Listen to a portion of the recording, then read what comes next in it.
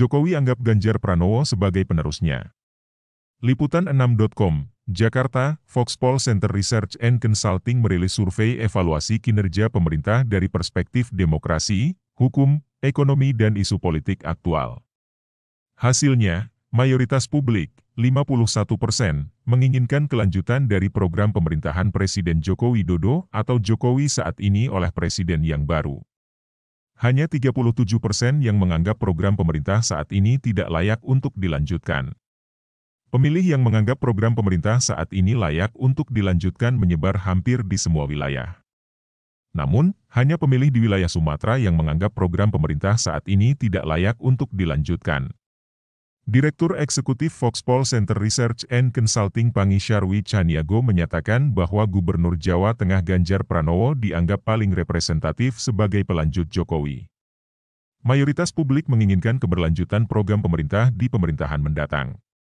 Ganjar Pranowo dianggap paling representatif sebagai pelanjut Joko Widodo, kata Pangi melalui akun YouTube Foxpol Center, Jumat, 23 Desember 2022.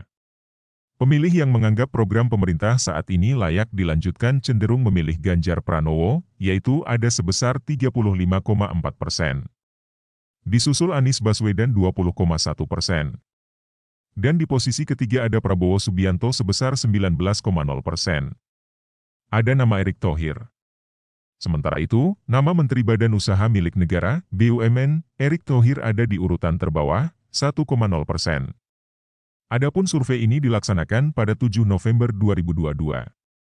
Survei ini menggunakan metode multi-stage random sampling melalui 2 tahap, yakni menggunakan systematic random sampling dalam memilih TPS.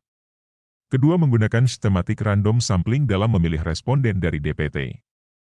Jumlah sampel dalam survei ini adalah 1.220 responden dengan margin of error 2,81%. Sampel survei menjangkau 34 provinsi di Indonesia. Survei Carta Politika, simulasi duet Ganjar Prabowo raih suara terbanyak. Sementara itu, Carta Politika Indonesia merilis hasil survei terbarunya, terkait pasangan calon presiden, capres, dan calon wakil presiden, cawapres, yang berpotensi maju pada pemilu 2024. Direktur Eksekutif Carta Politika Indonesia, Yunarto Wijaya mengatakan, terdapat 4 simulasi pertarungan Pilpres 2024 yang masing-masing memuat 3 pasang calon, paslon. Simulasi pertama, Ganjar Airlangga, 34,6, Anissa Haye, 35, dan Prabowo Cak Imin, 22,7. Sedangkan yang menjawab tidak tahu, 12,2, urai Yunarto saat jumpa pers daring, Kamis, 22 Desember 2022.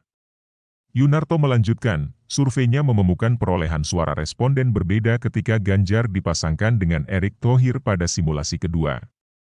Angka respondennya, selisih lebih kecil dibanding saat Ganjar dipasangkan dengan Airlangga yakni sebesar 33,8. Sedangkan saat Anies dipasangkan dengan Aher, suara respondennya juga tidak lebih besar saat dipasangkan dengan AHY, yakni sebesar 29,9. Kemudian untuk Prabowo, Carta Politika masih memasangkan dengan Cak Imin. Namun angkanya turun menjadi 22,3 dengan suara responden mengaku tidak tahu sebesar 14%. Simulasi ketiga, Ganjar Ridwan Kamil 35,3. Anissa Haye 29,1, dan Prabowo Hovifah 23,8, sedangkan yang belum tahu menjawab apa sebesar 11,8, jelas Yunarto. Ikuti terus berita-berita kami yang terupdate, terpercaya dari berbagai sumber, dengan cara klik subscribe dan juga loncengnya, agar Anda selalu mendapatkan notifikasi jika channel YouTube ini mengupload video berita terbaru.